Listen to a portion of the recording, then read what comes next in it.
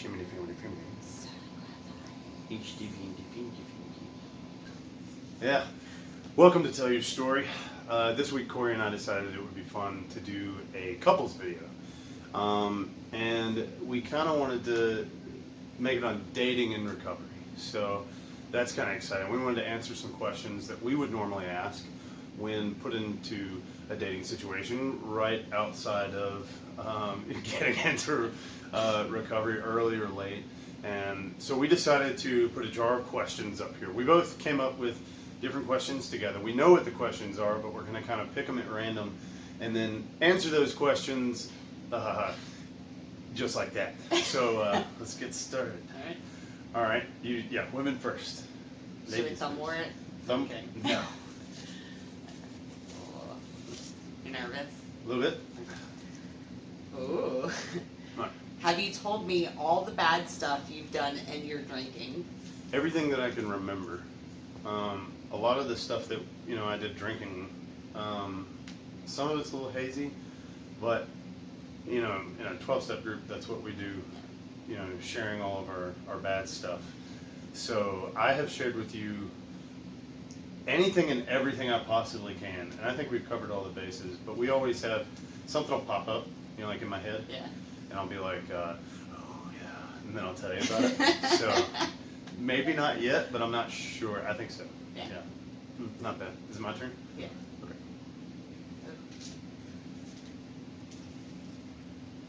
How did we meet? Yes. That's the best question. Come on. We met at our recovery program. I saw you and I kind of scoped you out for a while, and then I was like, yeah, I need to shoot my shot. So I sent you a message with a little icebreaker over Facebook. She Facebook messaged. But I was a little nervous to just walk up to you because you were still technically in a treatment house, halfway house. And I didn't want you to get in trouble. So I sent you a message, and I'm very glad I did. Did I get in trouble? You did. I got kicked out, actually, because of blondes. Go ahead. My turn? My turn? Multiple? Come on. You nervous? Yes. Good. What was your family's response to you being in a relationship? Okay, I did not tell them. In fact, I think I waited till we moved in together, didn't I? Yeah, it was. Because I called them on the phone. Right? But it was the week that we were going to meet them. You were going to meet them. That's right. Okay. Yeah. So It was like a couple of days yeah. before. So I got kicked out of the place I was in and moved in with Corey. I don't recommend that anyone do that. We'll get to that eventually. And we moved in together, and my parents had talked about coming up here and taking us out to eat.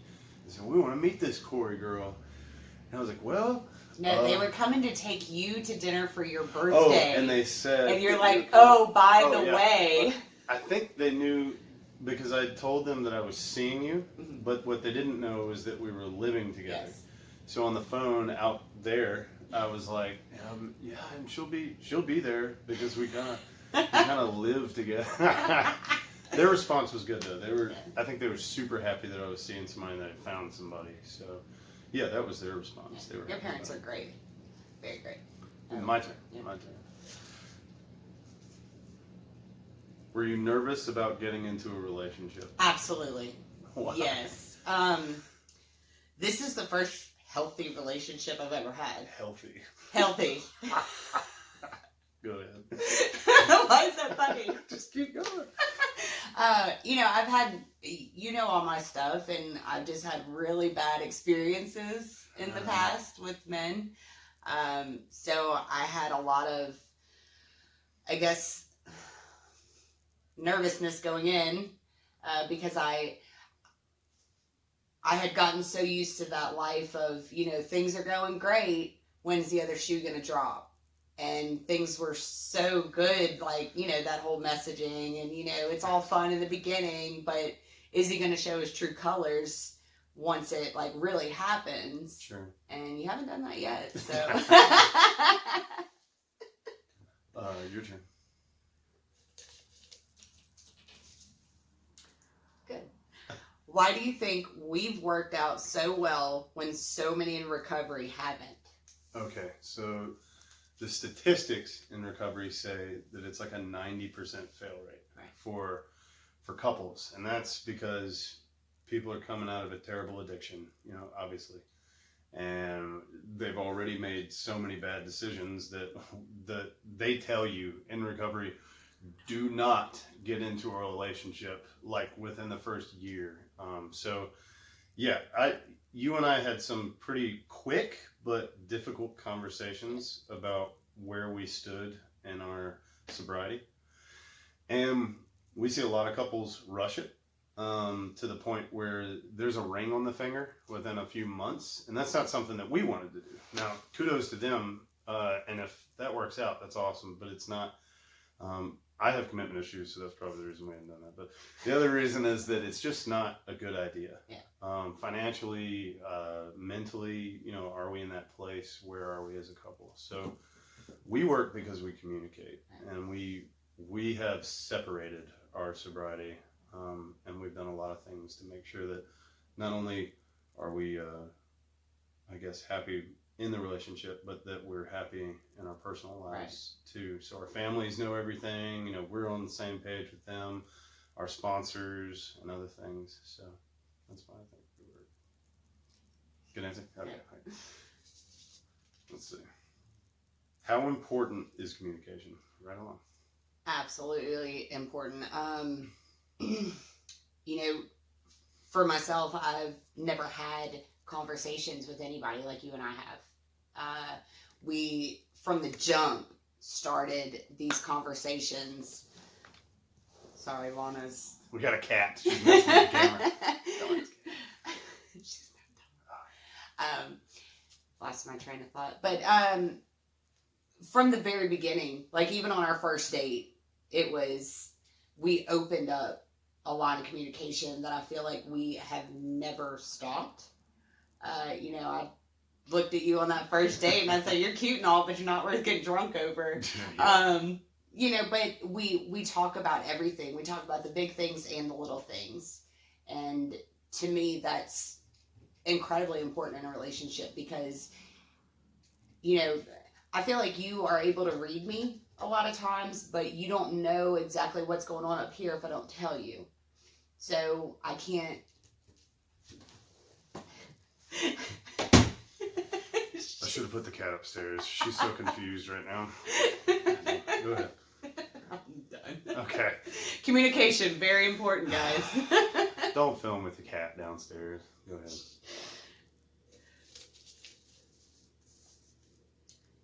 Do you put your recovery before me? Yes. Yeah.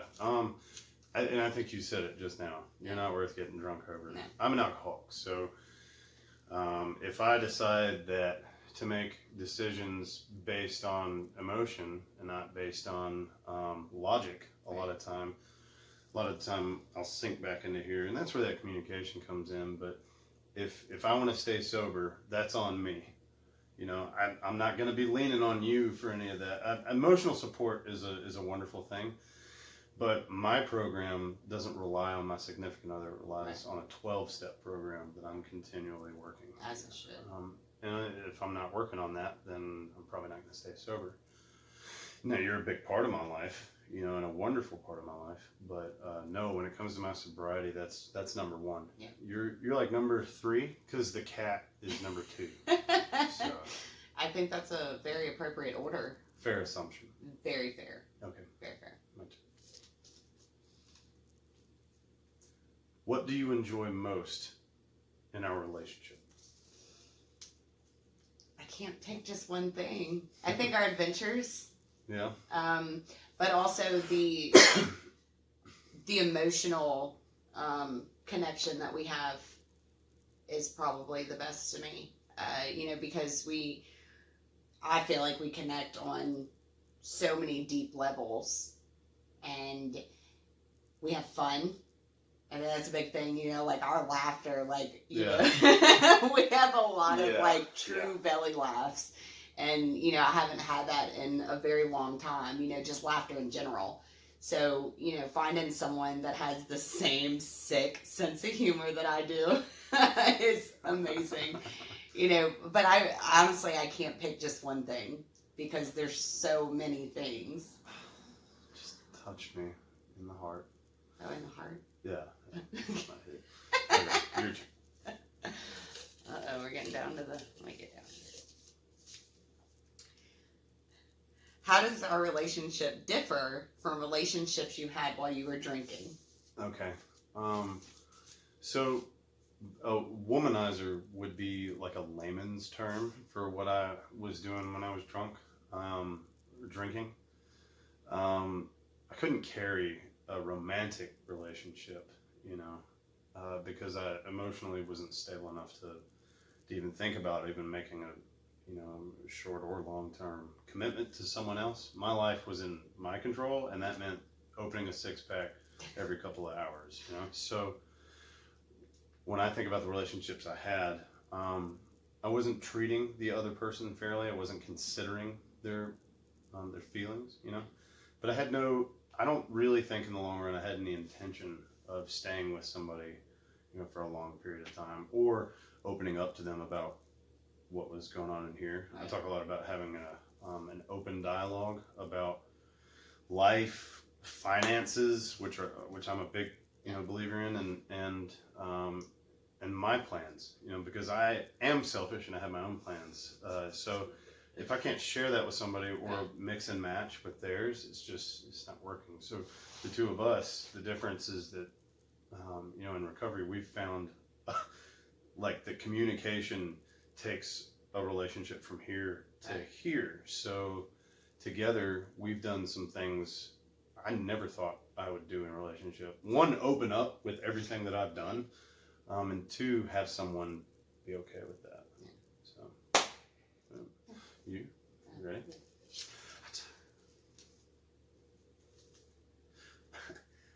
Would you recommend dating in early recovery? Hell no. So, it's just messy most of the time. Yeah. This isn't the first time I've tried to get sober. So, the first time I went to treatment, straight out of there after 30 days of not drinking, and I see this cute guy at a meeting. 3 weeks later, I'm drunk.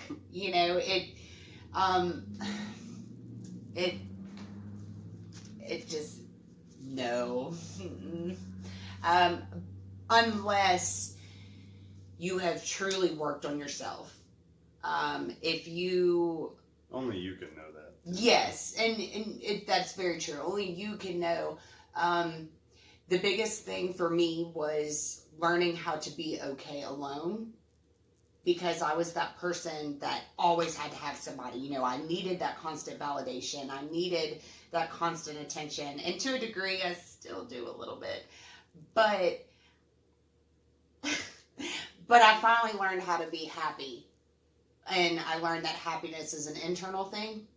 And so when I stopped searching for someone else to build my happiness,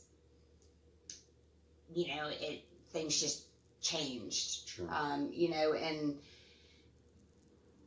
I wouldn't necessarily say that I was 100% ready for a relationship. Yeah. But it has worked out very, very well.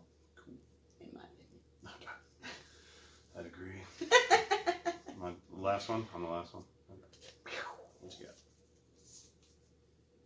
What has been the biggest challenge so far? Hadn't had time to ponder that one. The biggest challenge? Mm-hmm. We haven't hit like a crossroad yet where we've had like a big argument. Family has been really accepting, which is really cool. Yeah, my family loves you. Well, and vice versa. Yeah. But I think, the most challenging part about us being in a relationship is having to watch everyone else make decisions that are poor, Yeah.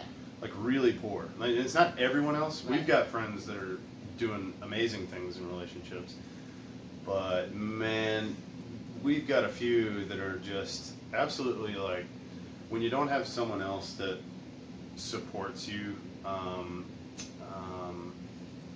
an emotional level, people tend to fail quickly. The numbers really are against us. Yes. I mean, absolutely against us. Recovery is meant to be a personal adventure where you better yourself. So just diving into a relationship with someone else, not only is daunting, it's really kind of wrong, because you're doing that person more harm than good. Absolutely. So the challenge for us was, how do we get around that? Yeah. You know, but that was because we had multiple conversations about, one, living together, two, money. You know, Yeah. that's always a huge. That hasn't been a challenge as much as it's been really nice to be able to just put everything out on the table. Yeah, I hear in most relationships, you know, one, it's just communication period, but money is always an issue in a relationship. Yeah. Much less a recovery relationship. I have terrible money habits. Just doesn't have terrible Terrible. money habits. But I'm getting better. Just fine. So, I don't know if the challenge is just, you know, personal growth, but you know, us as a team. Right. You know, that's been pretty. I can't say it's been really much of a challenge, because we're working every day. We work a little bit differently together. Yeah. The hardest part probably was just telling you everything. There's another one, yeah. Telling you everything. You know, that even like some other things that I've told you that I haven't told other people. What do you know? That just getting that stuff out. But once that weight had been lifted, Right. I don't know. Every day's, you know, it's just a joy to be around you and for us to keep growing. So, yeah, feel good about that? Yeah. Yeah. Really good. Okay. I think, so part of this video, just so you know, was just to be as candid as possible as a couple in recovery. We are not by any means perfect at anything that we do. We both have our own flaws. I have a book of things that I need to work on. But together, so far, we've made it work fairly well with communication and keeping our sobriety separate. That's been probably one of the number one rules in our relationship. Yeah, it's so easy to try to put all your reliance into that other person to figure out life as you go, but it's been very important for me to, you know, still meet with my sponsors, still talk to my girlfriends, and still do things like that, rather than just be completely consumed, you know. But it's weird, because I absolutely love just sitting on the couch doing nothing with you. Oh, You know, sure. like, we sit around and talk about everything and nothing all at the same time. You know, being able to be comfortable in silence has been really cool. Yeah, this guy's been real clear. Yeah. It's not running Yeah. all the time. You know, I still get a little squirrely in my head at times, but I think that's just, you know, part of me. Yeah. I think in the future we're going to do more videos on dating and sobriety. Maybe we'll find some brave people to sit up on the hot seat and ask some more questions about what it's like being a couple that's trying to get sober. If you hadn't already and you get a chance, like and subscribe, because that helps me with the algorithm on the channel and helps us grow as a team trying to talk to people about recovery and life and all of its troubles and tough days and things like that. In the meantime, we appreciate your time here. We enjoy making these videos because it's trying to spread a message of positivity and love and trying to design a different way of life for people that are suffering in the moment. So thanks for being around, and we'll see you in the next one. Peace.